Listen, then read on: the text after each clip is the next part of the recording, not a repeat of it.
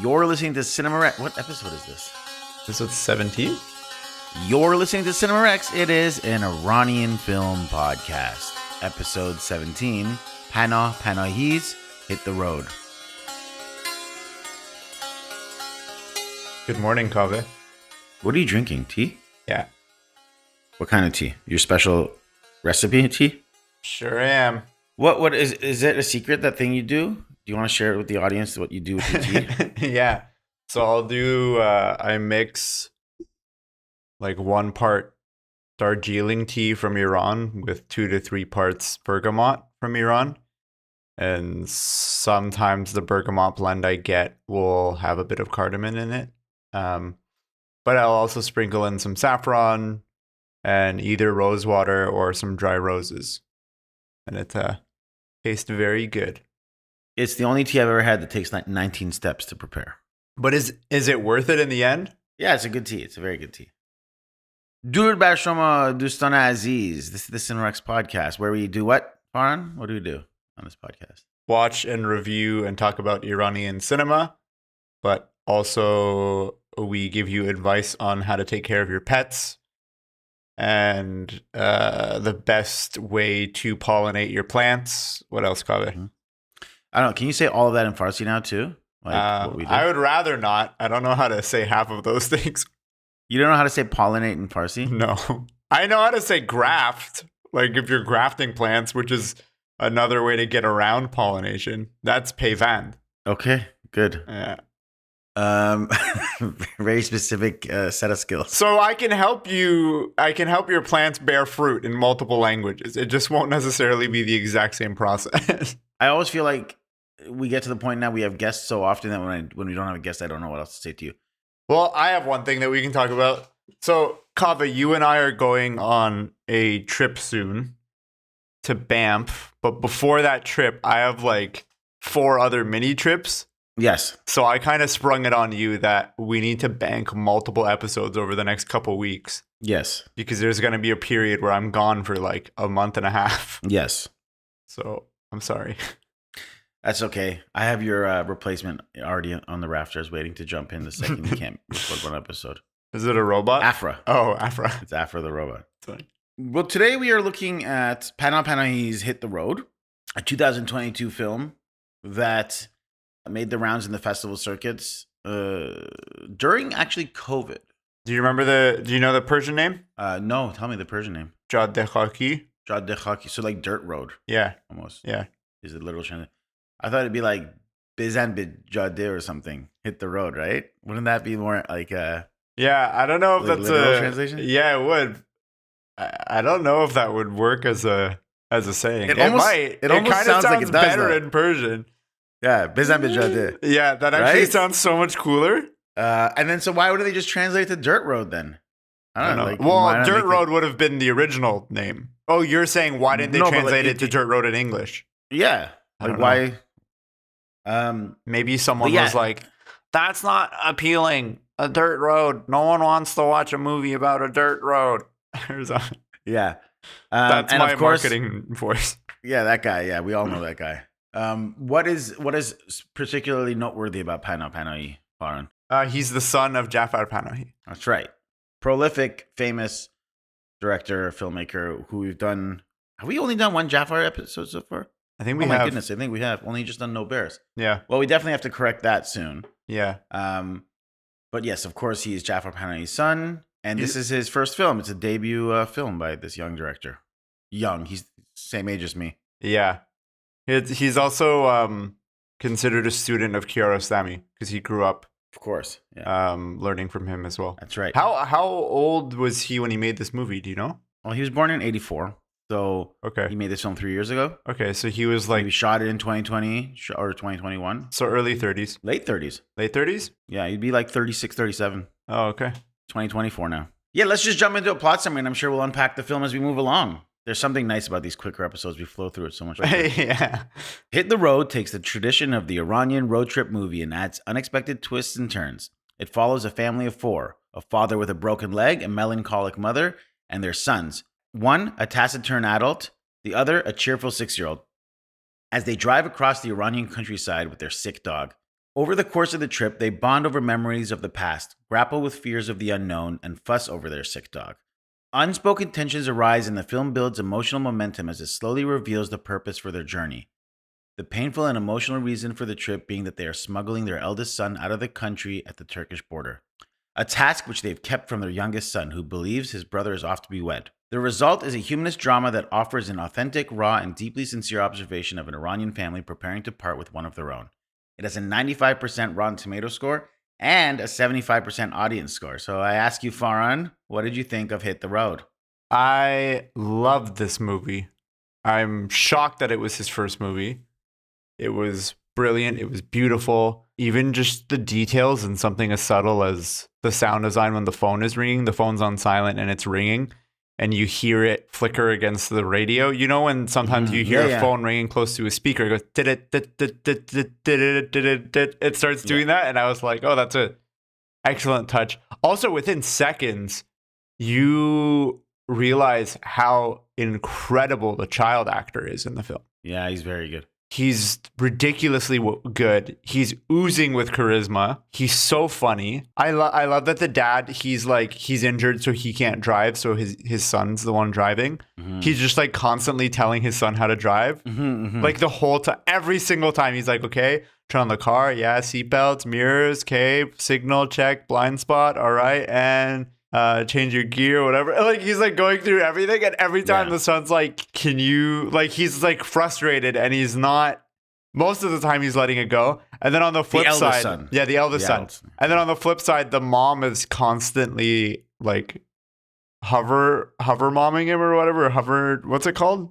Helicopter parenting. Yeah, she's like helicopter parenting and like smothering him and all this stuff.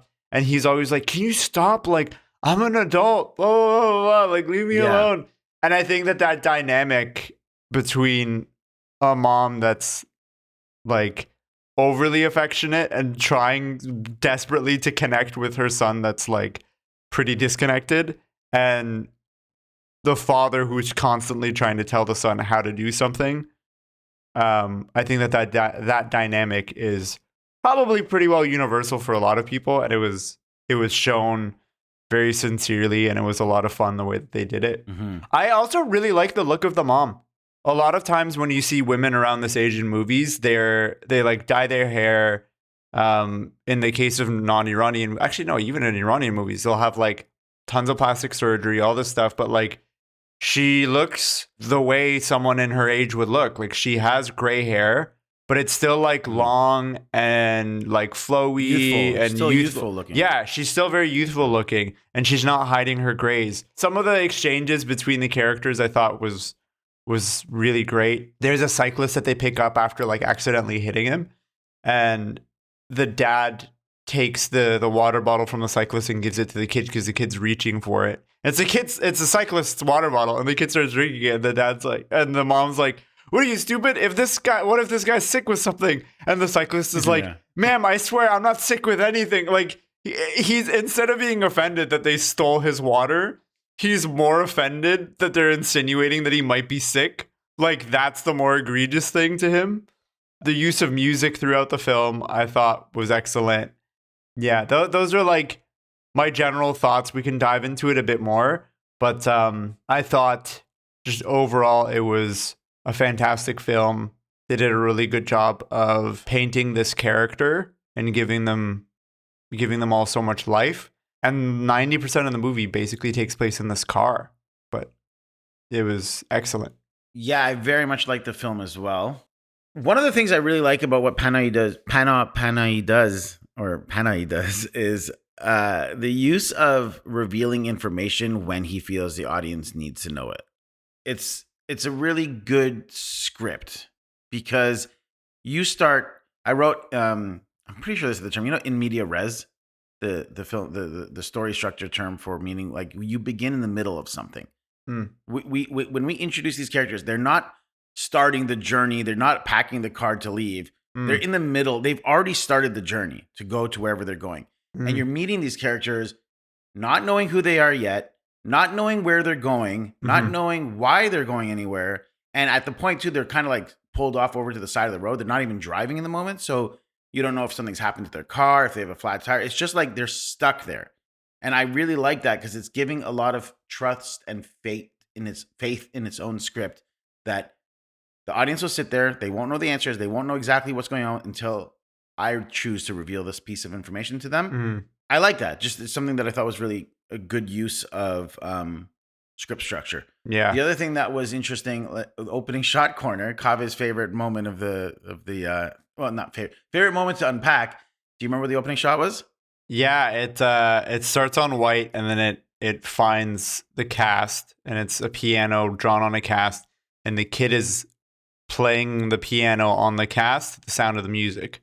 Yeah, and it's like perfectly timed, so it looks like he's not making the only music. is it perfectly timed, Kabe, those are the actual notes of the song. Yes, yeah, of course, yeah. The notes that he's playing on this drawn piano are the actual notes of a piano song that's playing on their stereo in the car. Yeah, and not that we need to like. I don't want to get into like deeper analysis, but my first thought I made the note was finding art on our wounds, turning wounds into art. Is there something to be said about that? Because why? I always think, why is that the first? Like I always believe the first shot should be very telling about theme or something, and this idea of this kid playing with the musical notes on a cast, which is obviously not even representative, but it's literally a broken leg. It's a wound that's healing, and the child is creating art out of it. Yeah. Both visual art and also musical art. So again, that might be a stretch, but that was kind of the first. Instantly, I was like, wow, this is a very sophisticated approach to telling a story. With a really, he's really got a handle. Like I felt instantly like I'm in the hands of a great storyteller. Yeah. Off that first image, like I was like, oh, this is a great first thing to be looking at. Yeah. You know what I mean? Did you not feel that too? Like the very first thing you see, like, oh, that's really interesting. Yeah. I really liked it, and I immediately had to like stop and be like, okay, he's playing the piano and the same rhythm on the cast. He's going up and down the correct direction that he should. But is this the actual notes? And it was. And that attention to detail really caught me off guard. I would never have expected that. And then I don't quite understand this, but the opening lines is, I think the father asks, "Where are we?" And the child says, "We're dead." Yeah. Do you remember? And I don't remember. I don't know quite why, but there's a few references to the fact that they're dead. And obviously, I don't think this is a film that's like, oh, are they in purgatory or anything like that. It's not Lost. No. I just thought there's something. Why those being the first lines of a film?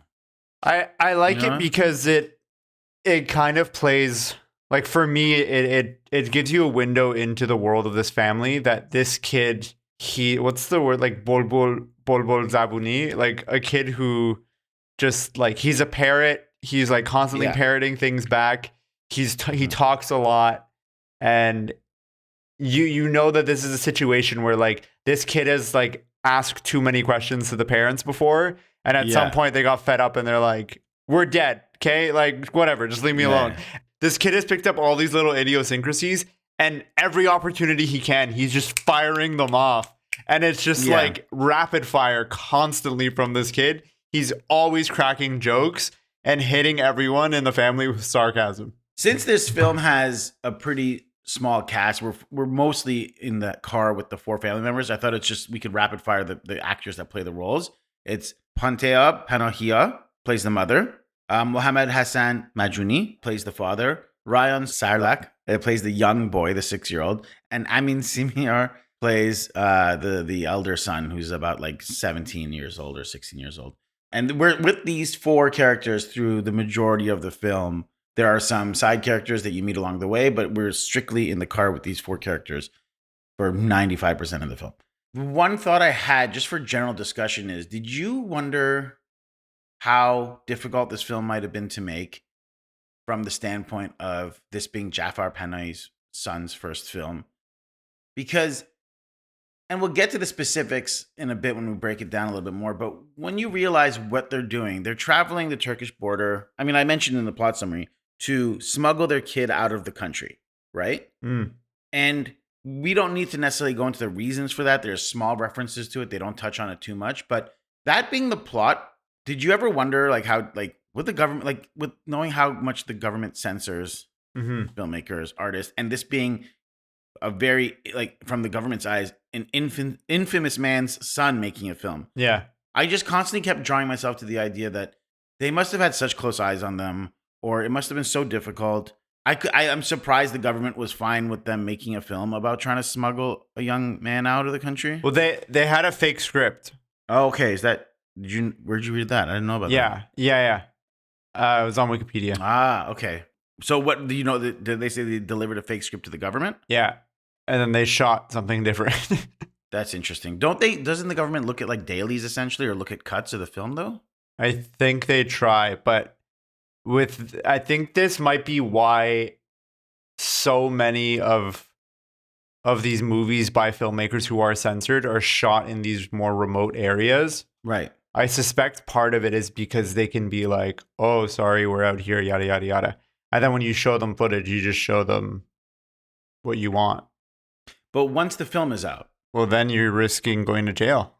Yeah, I guess so. Yeah, so then as they drive, they pass by a familiar friend of ours from a previous film, the Urmia Lake, Yeah. which was the location of White Meadows. Yeah. But what has happened to the lake now? It has dried up. It has completely dried up, which is what has happened in real life. And I don't think it's completely dried up yet in real life. I think it is. Well, I believe I was told it was. Oh, yeah. Yeah, you're right. Nearly dried out autumn 2023.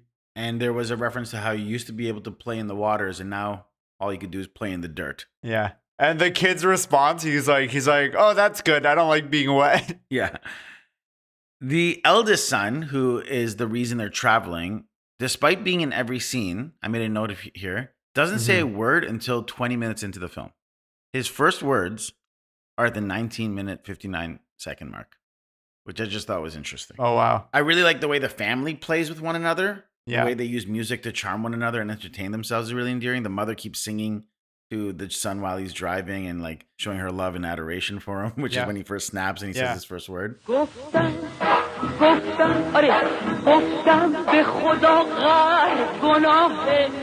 that is it breaks censorship. What do you mean? There in terms of like there's a list of censorship laws that you can and can't do, like in films, and there's two that are overtly broken in the film. One of them is that the mom's hair is visible, right? Like we literally just commented on and noted on how beautiful her hair was. Yeah, that breaks censorship. And then the second one is having a woman singing a song, and she sings a song in the car. Right. Okay. Yeah. So again, like I don't know, I am surprised and shocked that he doesn't get into more. Maybe he did. I don't know. Maybe he did, and it just hasn't been reported. So there's an element you learn quite early on when the youngest son asks where they're going that they lied to the youngest son, the 6-year-old boy. They tell him that they're going to go he's going to be wed. Yeah. He's going to get married.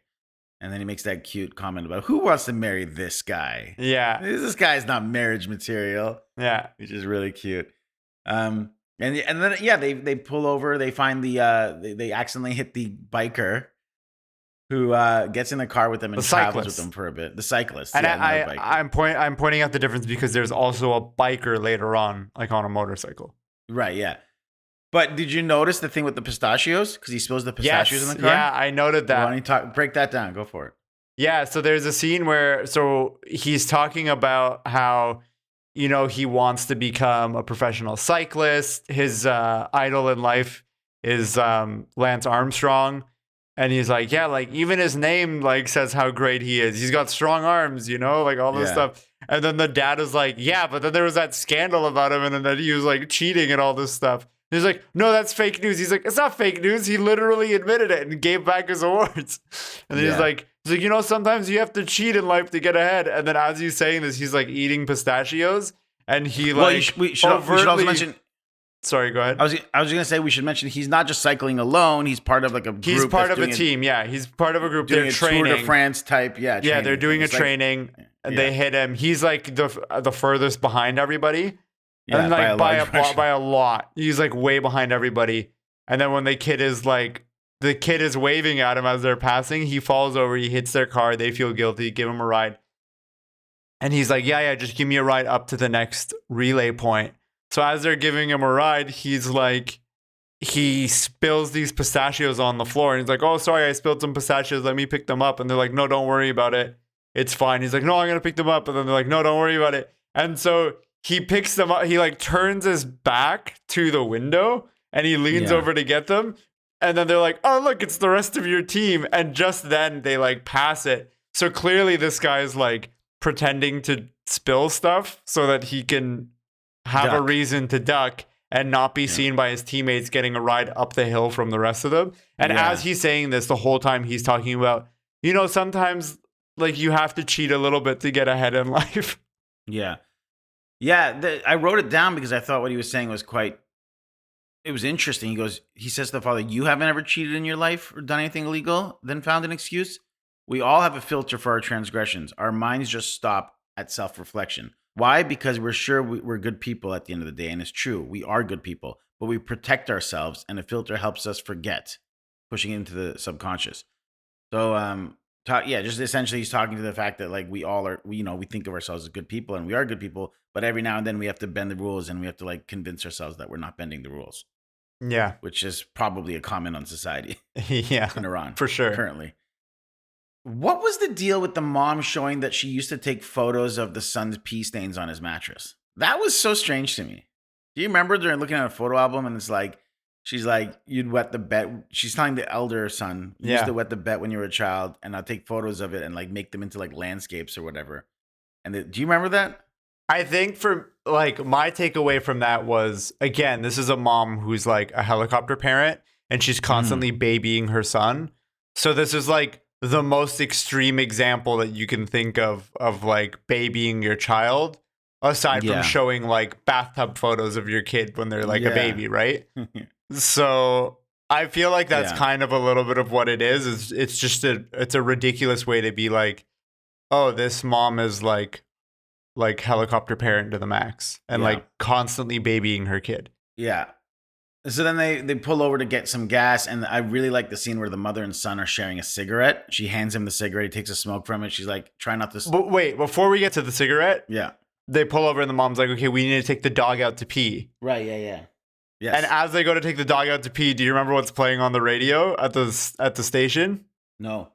What? It's the Azan, the call to prayer. Oh, right. Yeah. Yeah. So the call to prayer is playing, and then this kid Yeah. starts like jokingly mimicking it as he's taking the dog out to go pee, and he's like carrying the dog and playing with it, and he's like telling it that it's gonna pee and all this stuff while also mimicking the Azan, which is like it's not in the Quran that dogs are impure or whatever, but like other imams later have been like, dogs are spiritually unclean, they're impure, Right. Yeah. all this stuff. They're like, and this like idea of spiritual cleanliness is a huge aspect of Shia Islam. So the fact that like you have this kid who is, one, essentially mocking the call to prayer, right? And two, he's talking about pee, and not just pee, but dog pee while holding a dog, is like some imam is watching this movie having an aneurysm. Yeah. Yeah. I just a slight thought on that. Was the kid mocking the prayer? Because I thought he was actually quite sincerely like not maybe playfully doing it, but like genuinely praying. I think it's both. And because there's a few other times throughout too, like when they're in the tent, he comes out, he does it. He supplicates, and he's constantly supplicating. He's constantly, every time he sees something beautiful, he kisses the ground. But I feel like it's a mixture of sincerity and playfulness, because every time he does it too, the parents are like, "God damn it, stop doing this!" Like every time. Yeah. So I think part of it, he's doing it to like get under the parents' skin, because the parents are like not at all like that. Like they're not practicing religious. You know what I mean? Like they don't go do the call to prayer. They're not supplicating. And when the kid does it, they're not encouraging him of it. They're like, "Stop doing that." So for me, it's kind of like this kid is probably learning this stuff at school. And he does it earnestly, but then he's hamming it up to mess with his parents. Yeah, that's fair. So they pull over for the dog to pee, and I think they stop sort of like at a gas station type little stand, and the mother and son, like a rest stop, and the mother and son sharing a cigarette, and she's telling him to smoke less, which I like. It's very genuine moment. They're sharing a cigarette. It was like, once you get to Turkey, smoke less. and she asks him what his favorite movie is. And do you remember what he says? I don't. 2001: Space Odyssey. Oh, yeah. Does he say the name or is he just explaining the movie? He says 2001: Space Okay, Odyssey. because I missed him say the name of the movie, but I was hearing him give the description of the climax. And I was like, is he talking about Interstellar or 2001? Because like the way that he explains it, I was like, wait, this lines up with both of them. And I'm like listening to his description. And then just as I'm listening to the description, trying to figure out which one it is, the mom jumps in with, Don't go. don't go. Yeah, he's talking about how it's like the main character just goes on and on and on forever, just keeps going.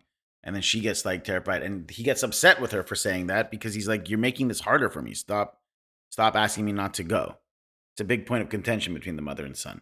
Yeah. Is how difficult, whether or not she's allowed to feel her emotions about what he's doing, but yet he's agreed to go and be a part of this to like not make up a fuss as long as she's not going to be emotional about it during the whole ride. Which how can a mother not be?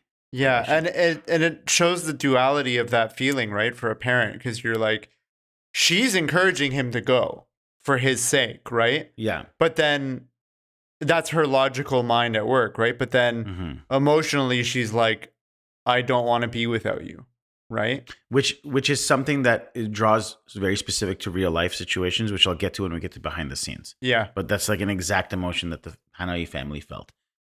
I thought there was very long, beautiful shots of characters framed like a photograph. Like when the three, you remember there's a part when the mother and the father and the 6-year-old boy are kind of sitting and they're watching the eldest son lean out of the car, like resting, his head out the window. Both those frames I thought were beautifully framed. Like you're almost like someone's taking a family photograph in that moment. You know what I mean? Beautiful cinematography throughout. I like that the mother has doubts about the husband's cast. Like he's had the cast for 4 months. How long does it take for a leg to heal? Yeah. Makes that comment. You know, I'm just skipping over a little bit forward, but if I miss something you want to particularly draw upon, bring it up. Well, one last thing I just want to mention is that up until that point, we don't exactly know that the son is leaving, right? Until the point where the son interjects. Actually, it's right before that. It's the scene where the son like kind of snaps while they're still driving. It's right before they get to the coffee house. Yeah. Where for like you said, what, 19 minutes into the movie? 20, essentially. For 19, 20 minutes, we don't know why they're in the car and where they're going. And even after he interjects, we still don't know the details of why he's pissed off. But at this point, we know that what they're doing is something that is like kind of suspicious because they've gotten rid of the phone. They're like, no phones. Like, we have to get rid of the SIM card, all this stuff. They dispose of a phone. The son is on edge. They're worried that they're being. At one point. He's crying at one point. Yeah. Yeah. They think they're being followed. And at this point, the only other thing that's been happening is that they have a sick dog in the trunk. And I think for that first third of the film, the dog kind of acts as a little bit of a red herring, but later it kind of turns more into like a Chekhov's gun. Yeah. I like that it sets it up, and at first you're like, oh, did they steal this dog from somebody? Is this someone's dog that got sick? Like, what's going on? Whatever. Because anytime there's any kind of attention taken away from just like joking around, the only serious thing that's brought up is the fact that the dog in the trunk is sick. Yeah, that's an interesting point. Also, I should clarify, it's an open trunk. It's not like it's a hatchback. Yeah, it's a hatchback. Yeah. Imagine it's a closed trunk. Yeah. They keep the dog in there. They're like, what's wrong with this dog? This dog is sick. There's the first ever, what I think is the first ever reference to Batman in an Iranian film. When they first meet the motorcyclist who's going to give them to their next leg on the journey, and he's wearing the hood. And this young boy asks, was that Scarecrow from the Batman movie? Yeah. And they're like, what? And he goes into such detail explaining who Scarecrow is, his power set.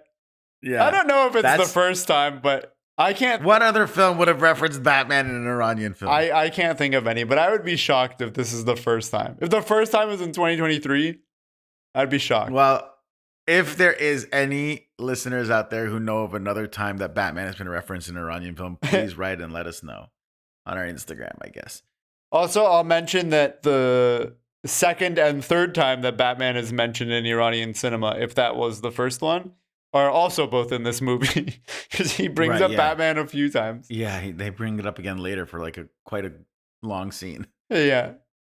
Yeah, I mean, so as we move forward, we slowly start to learn that the reason for and I mean, this is spoilers for the big reveal. So if you haven't seen the film and are interested at this point, feel free to hit pause and go watch the movie. I believe in some countries it's available on Prime Video, Yeah, I saw it on Prime. or you can rent it on YouTube.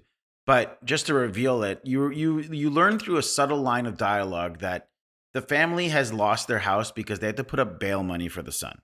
And the only information you get from the rest of this is that the son has been put on bail, and now they're fleeing to the Turkish border so that he can flee Iran, get out of the country safely, and they will meet again one day. Who knows when? But they'll surely meet again at some point in the future. But this is essentially the last time they're ever going to be living together as a family in a household. Yeah. They've sold the house, so all you Also, can really I don't think the son believes that they'll actually meet again. Mm-hmm. But for the purposes of backstory, all you're getting is you never even find out why the kid was in prison, jailed. Like, it doesn't really matter, especially in a country like Iran. Like, he could have been singing or whatever. But like, for whatever reason, the kid has been put in jail. They put up his bail money, and now they're not going to wait out whatever the circumstances are. They're essentially escaping the country for the son. They're getting him out of there so that he can have a safe life and safe future. And that's all you get, really. You don't really get what their plan is going to be afterwards, what they're going to do about a home. Like, they've sold their home essentially, because the son angrily snaps at his mom at one point and goes, "Why don't you guys just go back home?" And she said, "Go back home." Like, "How dare you? Like, you monkey face," or whatever the subtitles were. Yeah. He was like, she calls him like a shithead essentially, because they don't have a home to go back to. Like, they're going to probably have to rent or lease or live with family. Yeah, even the car that they're driving with is a car that they borrowed from somebody. They borrowed the car. So they've sold their They sold their car, they sold their car, they sold their house, mm-hmm. and they're in a lot of debt. And that makes you think too also that whatever the bail money was for, the kid must have done something that within the IR's eyes was pretty serious. You know what I mean? It wasn't but not like, serious enough that he wasn't allowed bail. Yes, that's true. But like, to have to sell your everything to be able to get the bail? Yeah. And now they're not going to be getting that money back because he's not going to be returning to face the punishment of whatever the courts are, right? If I was a betting man, which I'm not, if I had to bet, my guess would be that he was apprehended for protesting, but he was like part of a larger crowd, and he didn't specifically do any one thing that set him out from everybody else. Right. Because if he could be singled out, he wouldn't be allowed bail. But if it was something less than protesting, then the bail couldn't have been too much. Yeah. So yeah. I mean, not to say there's any logic though behind those ass backwards government officials. Like, they could also just be like, okay, you committed murder, 2 weeks in jail. You protested a thing, 5 years in jail. Like, there's no logic. So it's also hard to like. Or you wrote a song, you're sentenced to death. Yeah, exactly. There's a line that says, "If you catch a cockroach, don't throw it in the toilet because his parents have sent him abroad with tons of hope," which is clearly a reference to what they're doing with the son, sending him abroad. But I just thought that was an interesting line that they're talking about. Yeah, and like, the response, "Do you think we're all cockroaches?" Yeah. Can I point out one other thing that we quickly passed over? It's such a small thing, but I wanted to point it out to you as a dog owner. There's a scene where the mom, maybe it's actually right after this, where the mom gets kind of upset, so she like walks away to like get some air. Yeah. And then she hears this like really loud rattling noise coming like barreling towards her, and she gets scared and she looks, and it's the puppy coming towards her, and the dad had tied it up against like a plastic chair. And I guess at some point the chair fell over and it scared the dog, so the dog started running. And then it just kept rattling behind it as it's dragging the chair, and the dog just keeps running more and more and more. And then the mom gets the dog and calms it down or whatever. Yeah. As a dog owner, what were your thoughts on that? Because I know Marty's also like the same size, pretty much. Same size. He's kind of energetic and playful and funny. And what were your thoughts? Well, yeah, the mom says, like, "What were you possibly thinking?" He's like, "I tied it to the leg." It's like, you tied it to this like flimsy thing. He's like, "It's plastic," and it is like that. The sound logic is any dog owner knows that chair would never hold a dog there. Yeah. So like someone would have to be sitting on the chair as well for it to hold it in place. So it is very that dad really doesn't care about losing the dog or something. Like, I don't think it's anachronistic from the point of view of the filmmaker. I think the dad just doesn't care, like, from a character standpoint. Yeah, 100%. Because then There's that beautiful scene too when he's in the tea house, and he's looking out the window and he sees the field. And then in the field, you just see the chair kind of like moving on its own through the field. And that's because the dog is running through the field, but you just see the chair floating by itself, like being dragged upright. And so the dad just sees that happening and he probably realizes it's the dog, but he doesn't even react to it. Yeah. Like, I guess well, because and throughout the film, they keep trying to pawn the dog off to everybody. Yeah, exactly. And everyone's like, what am I going to do with a sick dog? They're like, I don't know, just like, it's going to die in a couple of days. Can you just like bury it? We don't want it to die in front of the kid. And they're like worried about the kid's reaction to the dog and not the kid's reaction to the brother. Yeah. Yeah. Well, because they know he doesn't know yet, and they think they're going to be keeping the lie from him forever. Yeah. Or until he's old enough to know better. Yeah. Then the father and son kind of sit by. When they get to the place where the smuggling is going to happen, they have to wait a bit, and the father and son sit by water, and they kind of like, there's a bit of airing of grievances between them because there's clearly a lot of tension there. And he splits an apple in half with his fists, which is impressive. And he says, he's like, do you remember what I ever told you? The father says, if you want to know if someone's your friend, give him an apple and ask him to split it with you. See if he took the bigger slice or the smaller slice, and that will show his friendship to you.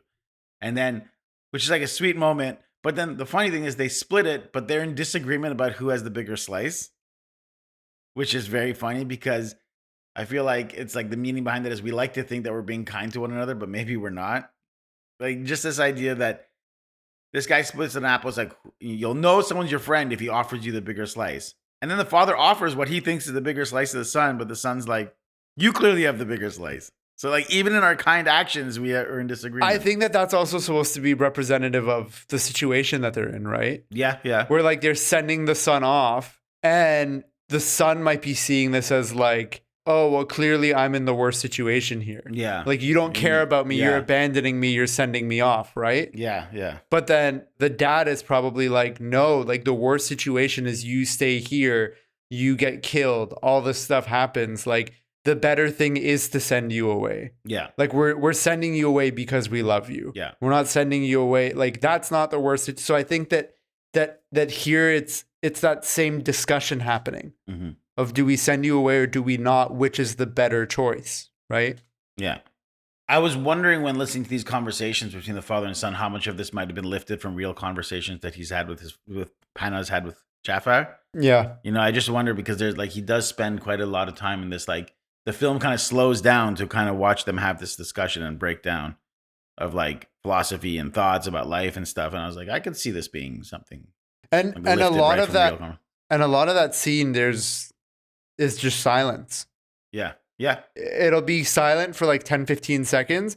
And then they'll exchange words for like 4 or 5 seconds. And then it's silent again. And then they exchange a couple more words and then it's silent again. Then, the guy who's going to smuggle the son away says to them, Scarecrow says they're going to take him away for 2 days in quarantine. And then you'll be able to say bye to him in 2 days. And that's when you say your final goodbyes. And then he'll be off. And what you learn... Why was that? Is it because of COVID? No. I think... Because what we realized later on is all the families who have sent their kids out are camping out. We'll get to that. And but I'm curious what the logic is in the world. Like, why do the parents believe that? I have to tell you the other part. Okay, fine. I think it's because to make this because the first thing I was thinking, I'm like, that doesn't seem logical to keep the parents hanging around for 2 days. Like that seems suspect to send them away.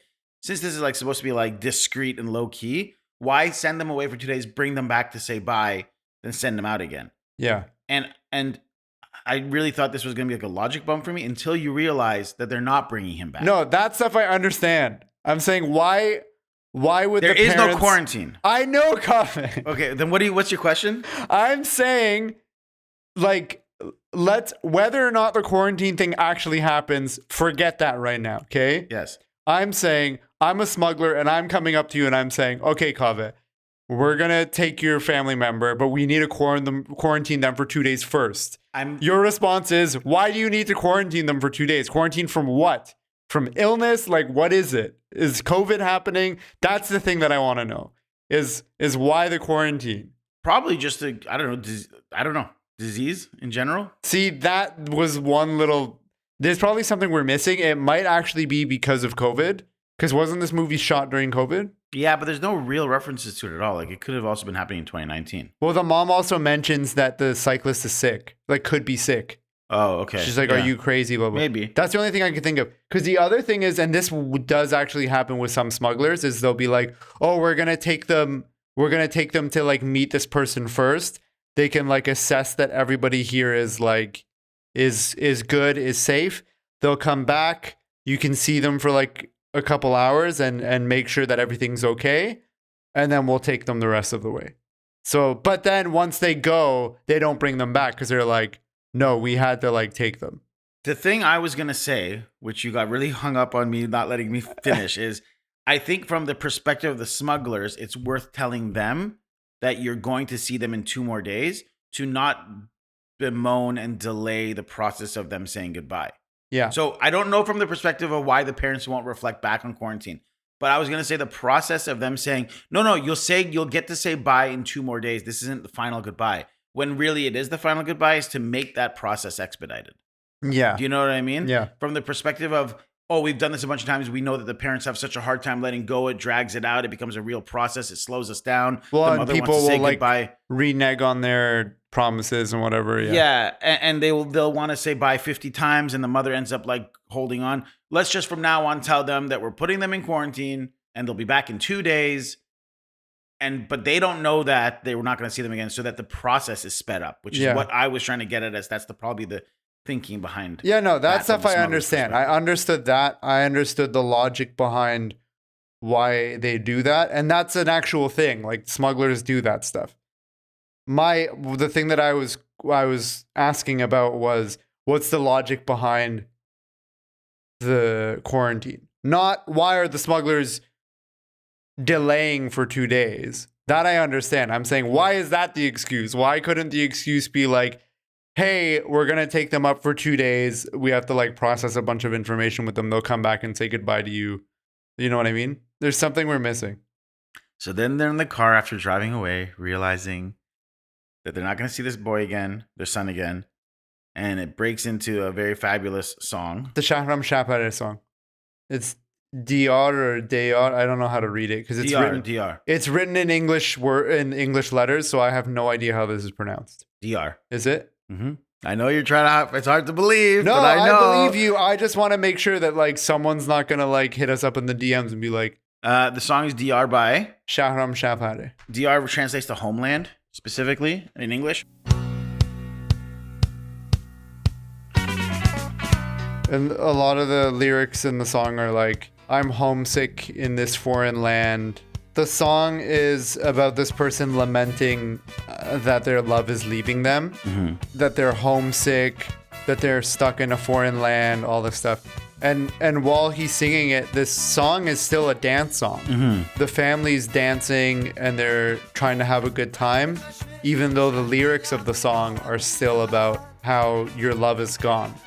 And like, this person is isolated in a foreign land and they're homesick and all this stuff. Yeah. And it's actually a really great scene, to be honest. I really liked it. It kind of, there's this mixture of sadness and joy happening within the same scene, within the same car. It's sort of indicative of the entire film. Like, this film is completely laced with comedy and sadness and sorrow and joy all within one car. So I really liked the song choice and I really liked the scene. Yeah, me too. In the middle of singing the song, the boy realizes that Jesse, the dog, is not responding and is quite sick. To which it cuts to them burying a grave for the dog. And a kind of breaking of a fourth wall of the boy turning right to the camera in the audience and lip syncing to another song, which is Shabzadeh by Ebi.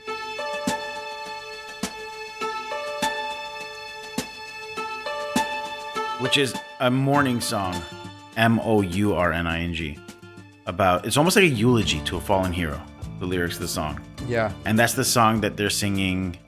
The boy is essentially singing to us, looking right at the camera, lip syncing as they bury the dog.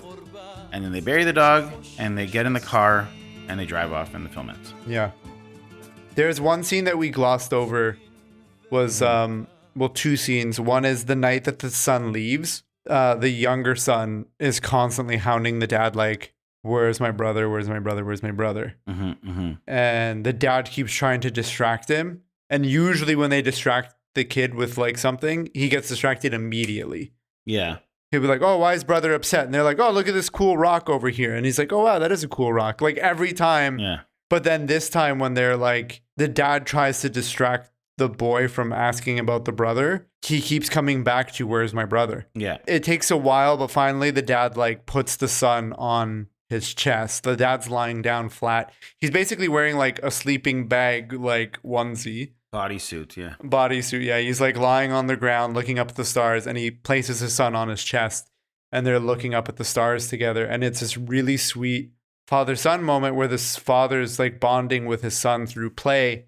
And they start talking about the stars and the sky, and they talk about Superman and about Batman. Yeah. And then the kid starts like making fun of Superman, and the dad makes fun of Superman with him, and he's like praising Batman, and the dad praises Batman with him. And then he's like, you know how much Batman's car is worth? And he's like, how much? And he's like, I don't know it in Toman, but I know it in Real. And so they go off and they have this whole like fun conversation between the father and son, and they're really bonding here. And it was just so sweet to see because now the father has like said goodbye to his eldest son. Yeah. Right. And he's really cherishing this moment with the son that he has here with him. And it was such a beautiful scene. So then in the middle of the night, they find out that none of the kids are coming back. And at this point, the younger son is asleep. The parents are both awake. They're waiting to see their kid. And they find out that their children aren't coming back. They've all gone over the border. They won't be seeing them. The mom starts crying. The dad doesn't really show too much emotion, but then you see him in the morning and it seems like he was crying all night and his eyes are like they looked almost bruised. Like he looks in rough shape. And then the son comes, the little boy comes out of the tent. He kisses the ground being like, oh, thank God for this like natural beauty, all this stuff. And then he looks at the dad and he goes, oh, wow, you guys are like really are early risers. But it's not that they're early risers. They got no sleep. Like they were up all night crying. And I think it was such a brilliant way to show that without doing this like passage of time or this montage where they're like crying throughout the night. Yeah, very nice. Can we go to behind the scenes and trivia? Yep. Okay, I'll rapid fire a bunch of these. This is Panah Panahi's directorial debut. He's the eldest son of Jafar Panahi. This is stuff we've already covered. The cinematographer is Amin Jafari, who's worked on Jafar Panahi's previous films, Three Faces and No Bears. Same cinematographer. This is just an interesting tidbit when I was doing the research, but the song sung by the entire family, which is DR, which means homeland, by Shahram Shapare. The cover of the album, of the folk version of the song, which is the version we hear, it has a picture of Shahram changing into Superman in a phone booth in the very classic Clark Kent image. Oh, that's funny. Which is just interesting based on the fact that they had a whole conversation about Superman and Batman. I just thought it was like, I was just like, huh. The song, this is the part I was looking for earlier. The song is a sorrowful confession of the love of someone who misses their homeland while they are on foreign soil, and how now that they are away from home, they only have God. The car they drive in this film is the same car Jafar Panahi uses in No Bears, which means that it's likely Jafar's personal car, Mitsubishi. Do you think they removed the windshield for some of those shots? Possible, yeah. Because there's some of those scenes, like the way that the camera moves in the car, I feel like they would have had to have done it with like the windshield out. Yeah, possible. In an interview, Panah said that when he realized he wanted to become a filmmaker, he was paralyzed with the thought that he was going to be compared to his father's work his whole life. His father's advice was to spend a few years really learning the traits and skills of every other role on a film set, including many of the below-the-line roles. So he'd spend many times on sets, probably his father says, doing other roles, anywhere from editing to still photography. The other thing, and this is where the personal, when asked about like where Hit the Road comes from in that same interview, Panah said that when his father was arrested, Jafar, very quickly he was being interrogated by the government officials there, and they would constantly start mentioning Panah's sister's name, meaning Jafar's daughter's name, in threatening him. So whenever they wanted to threaten Jafar with something, they would bring up their daughter's name. It's like, oh, we know your daughter's name. We know where she lives, this and this. And they really wanted him to understand.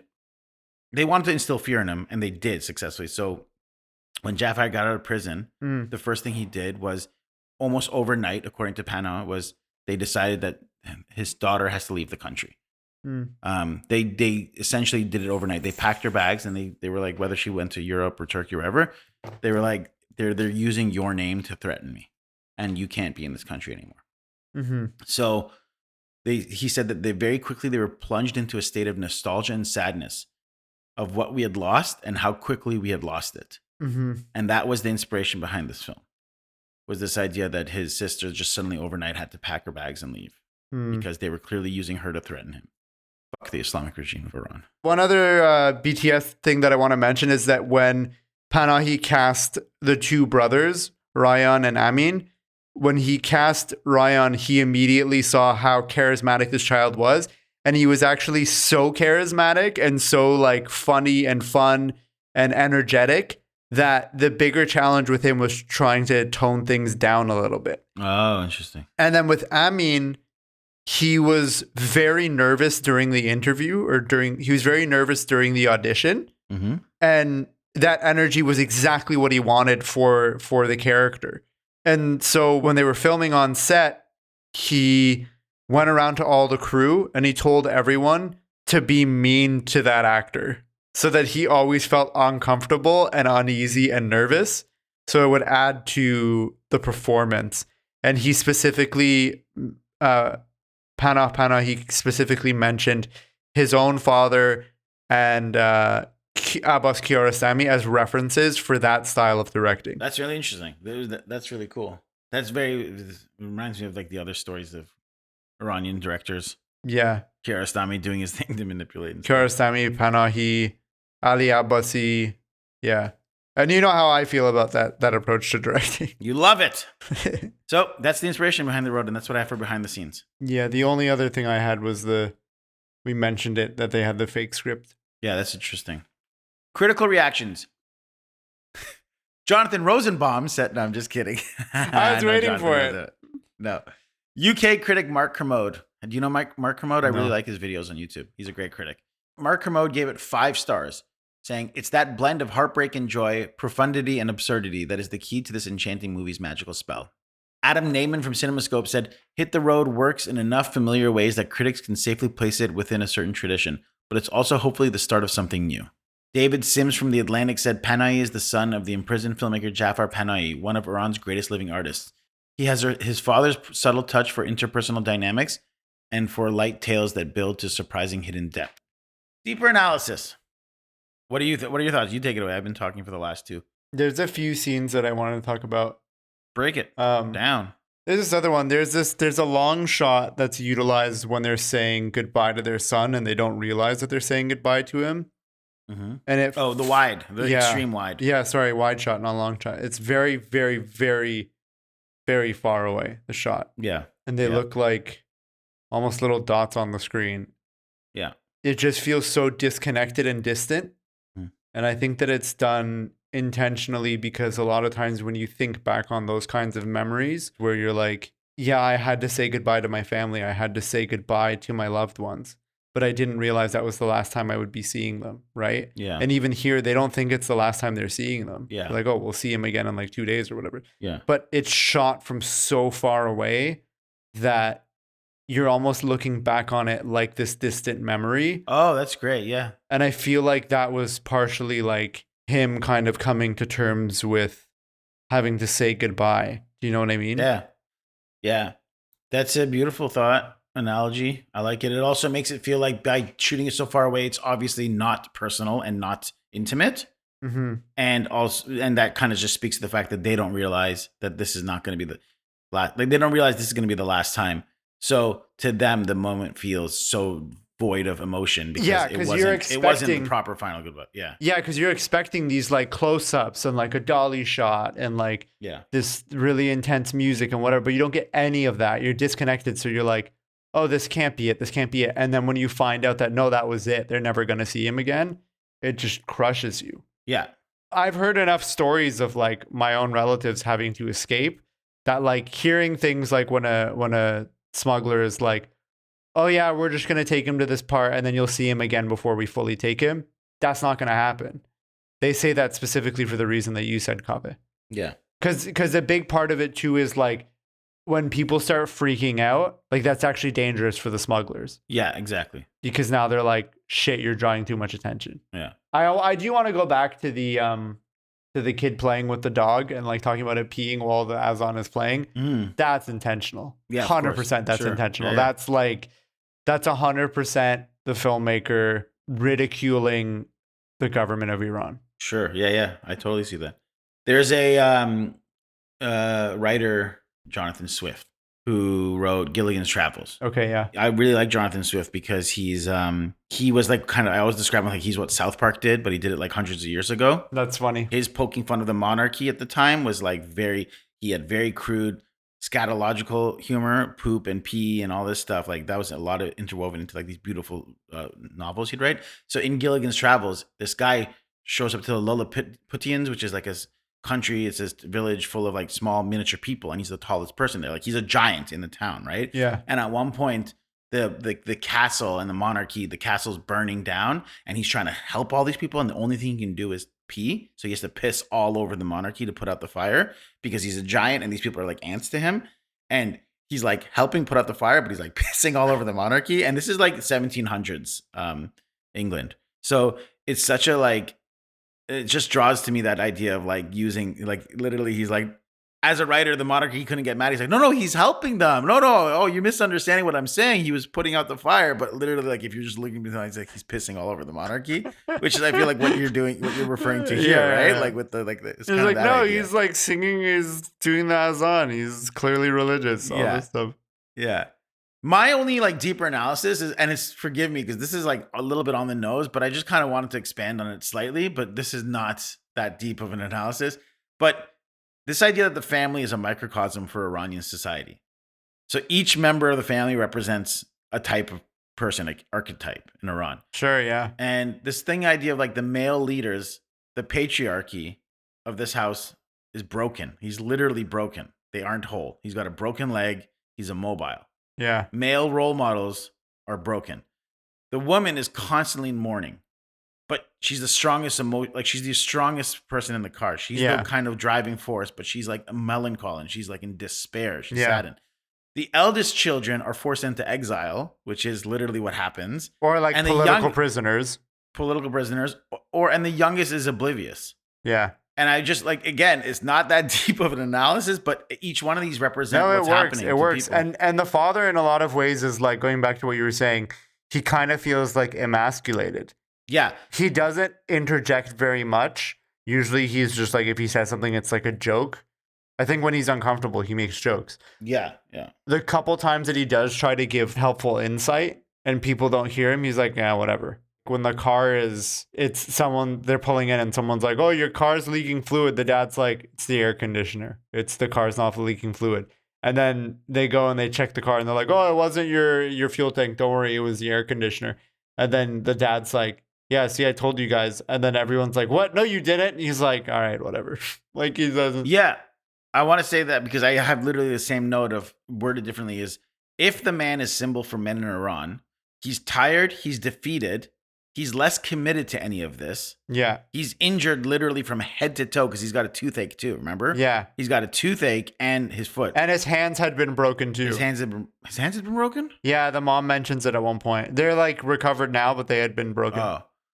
And like if you notice, he doesn't have the drive the mother does for this. He's like defeated. He's done. Yeah. He's less not invested even and driving committed the to his family. goal. The son is driving the family, and then when the son leaves, the mom's driving the family. The mom is the strong-willed one. She's pushing them through the most painful emotions of doing what is best for the son. Yeah. She's essentially, like literally doing what's best for the next generation. Yep. She's pushing those goals.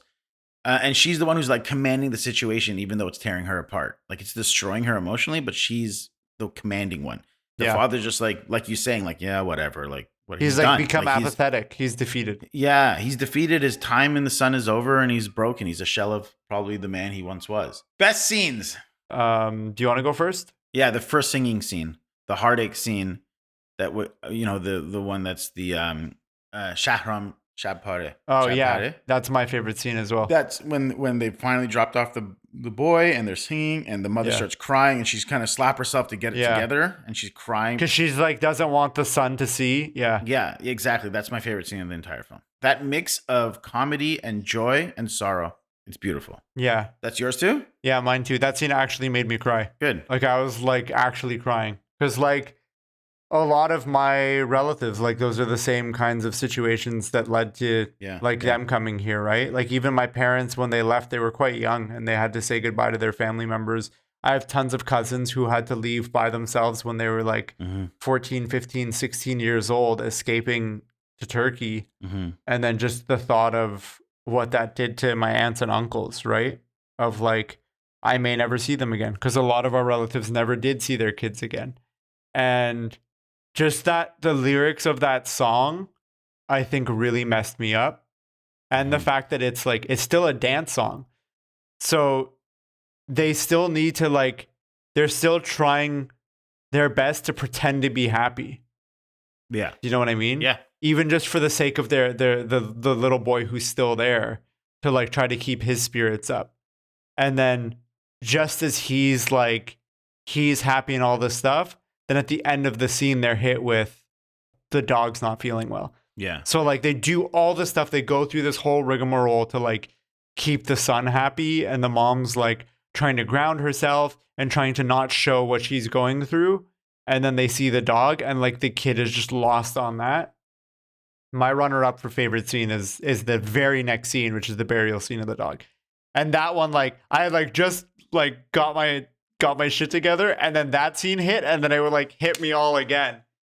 Yeah. Because in that scene too, the song where it's talking about the fallen hero and the kid is looking at the screen, that's obviously not just about the dog. It's obviously also not just about the son who escaped.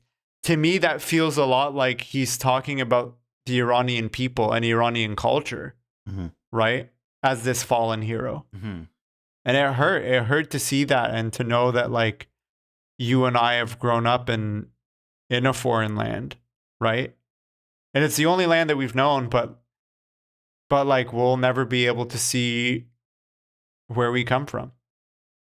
Next year in Jerusalem, my friend. Yeah, just to add to what you said about the first singing scene too, it's like despite their tragic circumstances, they're finding a way to push through with joy. Yeah. And that's so a microcosm of Iranian society and the young people. It's like our situation fucking sucks and we're going to find a way to push through. Yeah. And find levity and joy wherever we can. Least favorite scene. You go first because you're going to be devastated with mine. It's hard for me to pick because I liked probably every scene. But when he's sitting on the dad's chest, there's a point where it like the camera is like craning up and the background around them starts to turn into a reflection of the stars. So it's like he's floating in space with his dad. Yeah. But then at the very end of that shot, he just like zooms down really small and then there's a twinkle, like kind of like something you would see in like an anime. And that took me out of the scene. Interesting. And so for me, that might be my least favorite scene. Interesting. Okay, because my least favorite scene is that scene. Okay. But kind of the whole scene, which I thought you'd be devastated by because you talked about how beautiful it was and how much you love it. Yeah. I actually feel, and again, I'm like you. I found I really am forcing myself to find a least favorite scene. Like this is why we don't call this hated scene. It's not a hated scene. It's just least favorite. Yeah. But I thought this psychedelic scene where they're kind of transitioning to a sky and he's in a starfish position with his son on his. It actually didn't feel like it fit the tone of the rest of the film. Like I almost feel like if they had done that 2 more times previously, it would have been like a recurring motif you return to. Yeah. But it's so self-isolated in a moment. And I also thought the thing they're talking about, which is the price of Batman's car. Yeah. And other things, I'm like, it didn't have any poignant significance. I do like your thoughts on this. Your takeaway of it's now the scene where he's bonding with the younger son. We saw him bonding with the older son earlier, and now this is how he bonds. I like that, but I just thought for what is such a pivotal emotional scene, that stylistic choice to make it like a little bit anime and stuff, and flying through space didn't fit the tone of the rest of the type of film this was. And the thing they're talking about holds no real metaphorical significance other than they're bonding. Right. But that's not, I mean, that's not metaphorical. They're just kind of talking about Batman's car. If Batman's car gets a dent in it, it's now worth going to be 400 million instead of, I mean, they're laughing about that. Yeah. Like, oh, I ruined my car. It's only worth 400 million. That's fine. Yeah. But so to me, it just seemed like a little bit of like a scene that didn't. It's like you're hearing this beautiful song, and all of a sudden a note is played, and that note in and of itself might be a beautiful note. Yeah. But I didn't feel like it jammed well with the rest of the song. You know what I mean? I was into it right up until that last little part where it like zooms out really quickly into like a twinkle. Yeah. That part ruined it for me. But everything else there, I think really worked for me. Mm-hmm. It shows for the first time that you really understand why the dad is the way that he is, why he's constantly making jokes, why he's so playful, because this is the only way that he knows how to bond with his child. Yep. And I think that for so long in relationships between fathers and sons, not just in Iran, but worldwide, it was weirdly emasculating for men to play with their kids. Right. Yeah. Right. And to bond with their children. But this guy is now saying goodbye to his kid after he had such a hard time bonding with him a few scenes earlier with the older son, where he's saying goodbye, and they're like struggling to communicate with each other, right? And I think that because of that, it really impresses on him the importance of having to bond with the younger son. Right. Yeah. So seeing this scene right after that one to me really fits. Stylistically, that little like twinkle thing took me out of it. But don't you feel like if they are having this beautiful bonding moment, it suddenly becomes a little bit distracting? Like I'm listening to what they're saying, and then the grass that they're laying on slowly fades into the stars, and I'm like, wait a minute, what the hell? Like the stars kind of transition very slowly, so it's not a sudden thing. And I caught myself realizing they're floating in space, probably a little bit too late. And now I'm distracted with what's happening around them and a little too distracted to listen to the conversation. Yeah. And that's why I felt like stylistically it's taking me out of the moment a bit, because now I'm like focusing on what's happening rather than what's happening. Right. Do Do you you know what I think mean? do you think if it had the crane shot up, but it was showing the campground instead of the stars, do you think you would have liked the scene more? I would have liked the moment more. Right. It's almost like they were doing two different stylistic choices. Like I like the idea of them talking about Batman as a way of talking about more important things. Like Yeah. this is the way they're communicating.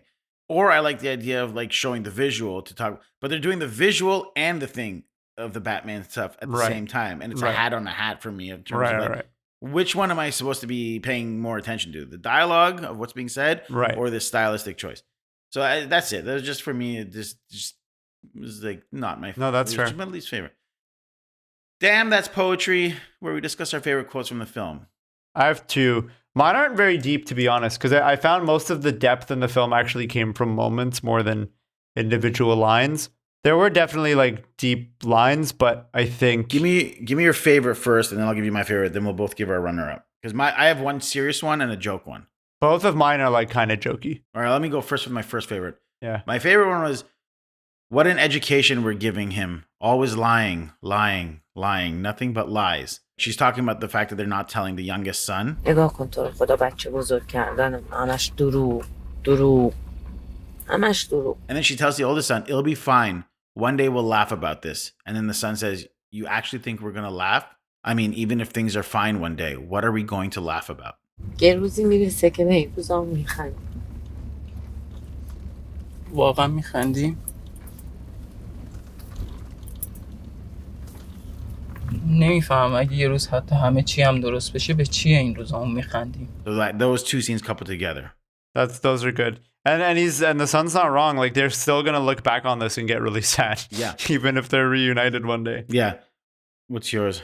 Do you want my favorite first or my runner up? Favorite. My favorite one is the cyclist says to the dad that, oh yeah, Lance Armstrong got, because he's like, yeah, you had to give up all those medals, yada, yada, yada. And he says something along the lines of like, well, yeah, but he still became successful and rich and like got a wife, right? It's not like they took those things away. And then the dad goes, what, you think he got a wife because of the medals? I must have won the Tour de France without knowing it if I ended up with such a wife. Yeah. And I was like, oh, that's so good. Because it's like, in one way, it's like he's dunking on this guy's logic. Yeah. He's praising his wife. Yeah. And he's showing to the audience how witty he is. Like, it's like all three of these things are done in like such a short line that I was like, this is brilliant. And it like gives us such an insight into who he is. And the whole movie, the relationship between the husband and the wife is actually excellent. Like there's obviously things that they'll bump up on a little bit, but for the most part, they're actually very cooperative and they're a very good team. Yeah, that's and true. I like them for that. And the whole family, they're like, they'll tease each other, but there's also tons of moments where they're all showing each other so much love. اصلا بگیم دوپینگ کرد دستا شاب بود یا نبود گفت دستا قهرمان بود دیگه پول داشت شد یا نشد زنگ گرفت یا نگرفت ما بی مدال زن نمیدن ما احتمالاً قهرمان تور دو فرانس بودیم خبر نداشتیم. Yeah, my second one, joking one, is when when the kid gets in the car with the van, the other people, it's like the kid gets into the stranger's van, they follow him.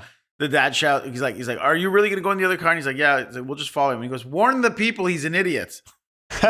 He says, he's like, "Warn those people, he's an idiot." I like that scene. It made me laugh. And like, it's so good. And a couple moments later, like when the mom and the dad are driving alone in the car, I can't remember if it's the mom or the dad, but one of them is like, wow, the poor people in that car, like just listening to him talk this whole time. Yeah. What's your backup? My backup is the whole time the kid's talking about how Batman's car is worth $600 million. And then they talk about like, oh yeah, like if you had such a car, would you ever lend it to someone? He's like, no way. Like it's worth so much money. Like what if it got a scratch? And then the dad's like, oh no, my car has a scratch. My car has a scratch. Now it's only worth $500 million. And then him and the boys just start laughing. Yeah. And then they're like, oh no, it's only worth $500 million. Yeah. Good stuff. I liked it. Because again, it was that moment of the father and the son bonding over play. Yeah. Favorite performance? It's the little boy. Oh, really? It's not for me, but go on. Really? Yeah. Oh, the little boy, he's just like, within seconds of being on screen, he's oozing with charisma, and you just everything that he says is just so funny. It's so sweet. His energy is contagious. And everyone in this movie, I think, is excellent. I don't think there's a single weak link in the acting in this film. The boy in particular, I think, is definitely the standout for me. Those are all valid points. For me, it's Panah Panahi, the mother. Yeah. Is just, I think they're all good. Like I kept thinking I was going to switch it between the son, the mother, the father at points. But she has the hardest emotional burden to carry as an actor, I think. For sure. She's got that range. She does it so well. She's got I think it's the hardest role to play, and she does it the best. Yeah. She does it expertly. So I have to give it to her because it's that mix of like all the mixed emotions of giving your son away because it's for the best for him, but it's tearing you apart and you want to say how much you love him, but he doesn't want to hear, like all of that. Yeah. It's so hard to, you can't like fake those emotions. Like, she actually has her role. She has to fake emotions.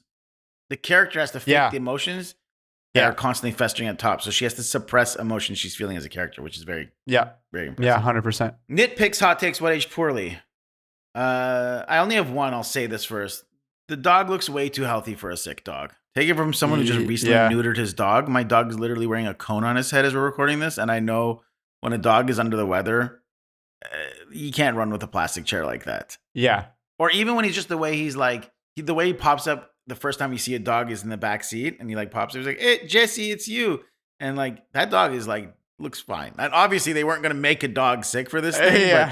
But, like least favorite performance is the dog. Can't perform sick at all. That's a nitpick. That's all I have for that. You? Yeah, I thought the moment where the son is talking about 2001 and then the mom goes, don't go. Something about that performance just felt like slightly off. Like I like that happened. I just didn't necessarily buy that transition. Yeah, I hear you. From like 2001 to Don't Go, and just how quickly that registered with the son. Like that felt very scripted. Like it was like, okay, now I'm going to say my line and then you're going to walk away. Like that's what it felt like. It didn't feel. So I feel like that could have been ironed out a little bit.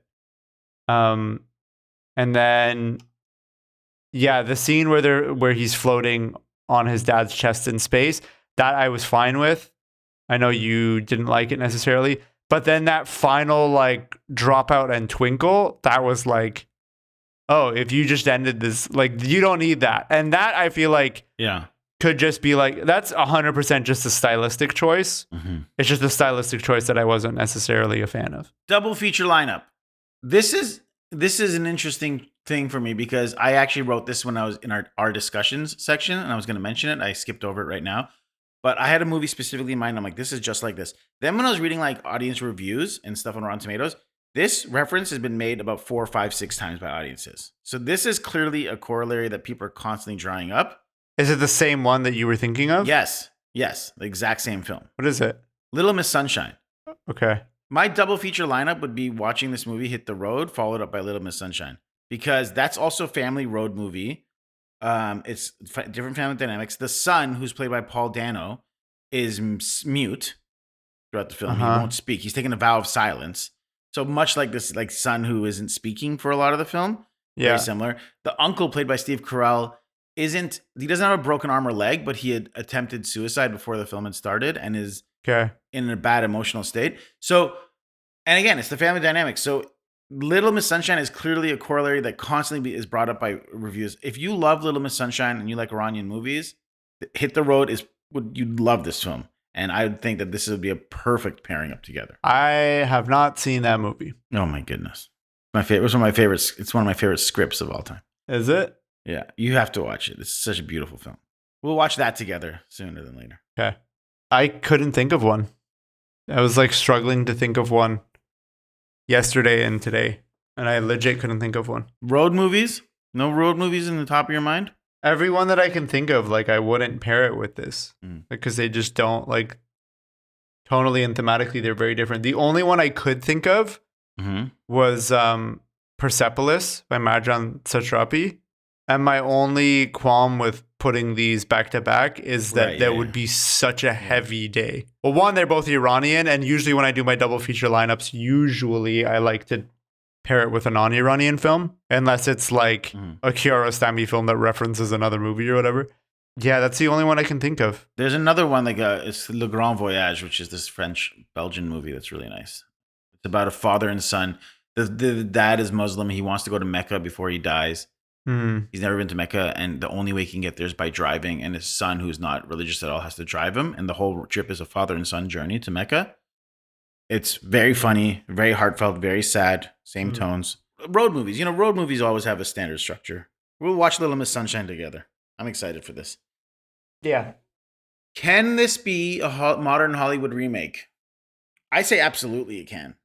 This stands on the polar opposite of something like The House is Black or Through the Olive Trees, that I'm like, something might be lost in translation, or how do you do not Through the Olive Trees and Life Goes On? Like, those films don't necessarily translate well.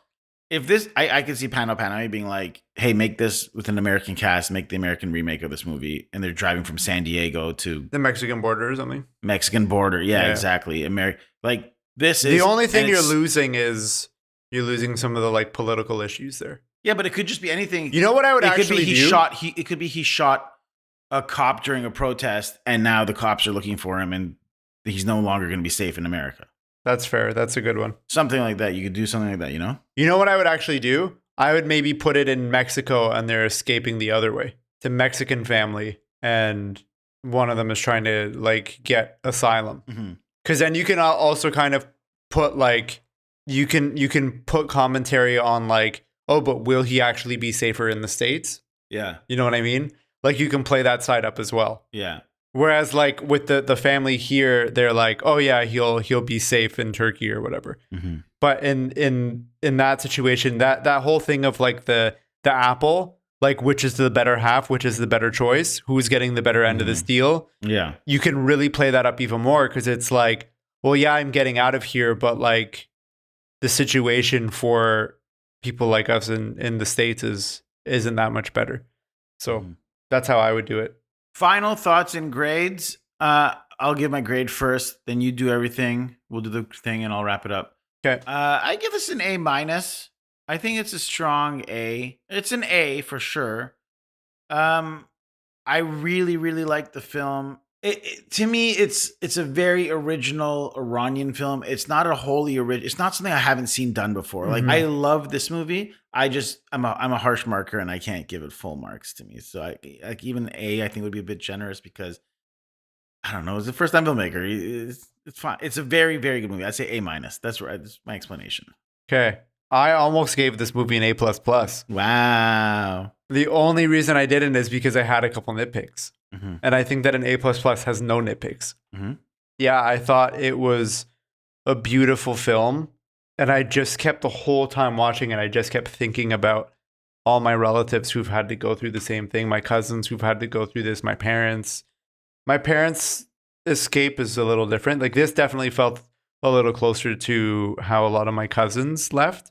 Mm-hmm. I think the movie did such a good job of balancing that the feelings that a lot of parents have, Mm-hmm.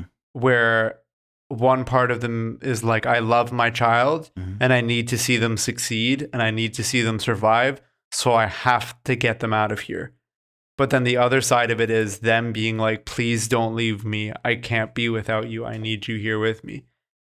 And then having to keep it together for the kid who's there. Like that scene in the car where the little boy is dancing and the dad's dancing with him and the mom's singing along and she's crying and she's trying to not show that she's crying. That I think was done perfectly. Mm-hmm. Mm-hmm. No notes. It was a perfect scene. And that scene alone, I think, elevated this film to a point where it is one of the best Iranian movies ever made. And it's like a 1-2 punch because you're hit with that. And then the very next scene afterwards with the scene where they're burying the dog and the little boy is singing to the audience. And it's almost like he's talking to Iranian culture and Iranian society. I thought that it was so good. The first one catches you off guard, and then the second one really drills it home. Mm-hmm. So yeah, A+, which means Our average score is A, yeah, our average score is A. which is a great grade. Great grade. This was definitely the strongest contender for A++ for me. Like it was so close. If I had to give this a number, it would be like a 98 or a 99. Wow. I told you I think there's only one film I'll give that to, and we haven't done it yet. When we get there, it's the one I'll give. New language, old message. Panah Panahi's debut feature, Hit the Road, is a movie quite contained in its social and family spectrum, but it's a film about departures, farewells, and even wakes, delivering its message in an exemplary way. It's a story about uncertain destinations and uncertain fates, especially in a world as chaotic as Iran. It would seem the family is not only delivering, but also escaping a fate they only partially control. Panahi's deceptively light touch film hits that sweet spot between laughter and tears and demonstrates to us that this young director is already leaps and bounds ahead many first-time directors, as he surely must have grown up under the roof of a masterclass in the teachings of his father, Jafar Panahi. In this film, we understand that much is being hidden from the youngster, the dog's illness, his brother's true course, as we travel towards the border. Yet somehow we come to share his childish wonder at the mysteries of the world, causing him to kiss the ground and offer praise to the Almighty at sublimely inappropriate moments. How much of this film is a reflection of Panahi's own life and understanding of the family he grew up in, or his relationship with his own father, is unknown. But for Panah, being raised by a man, an artist, who had been arrested countless times for standing up for his convictions, harmony and truth is clearly a theme that resonates in his life and is clear in his first film. What the future has in store for Panah Panahi, the director, is unknown. But I, for one, and we, for two, are excited to witness the stories this young writer-director still has within him. Perhaps it's premature to say the torch has definitively been passed from father to son quite yet, but we can certainly say we know where it's headed. New language, old message. Farhan, thank you very much for joining us on this podcast today. I know you had a busy schedule, but as a guest on today's podcast, I'm happy to have you. Kaveh, thank you for having me. You know how I feel about you. To our listeners, thank you so much for tuning in. Also, just before we go, to the listeners, please like, subscribe, comment on all the platforms, whatever you listen to us on, and follow us on Instagram, because on Instagram, we will announce what the next movie is that we're doing. Our Instagram is CinemaRex Podcast. 5-star review. Please leave us a 5-star review on Spotify, YouTube podcasts, Apple Podcasts, all of the things. And with that, Beomid Didar. Bye. Music for Cinema Rex was written and performed by Sohail Sadinejad.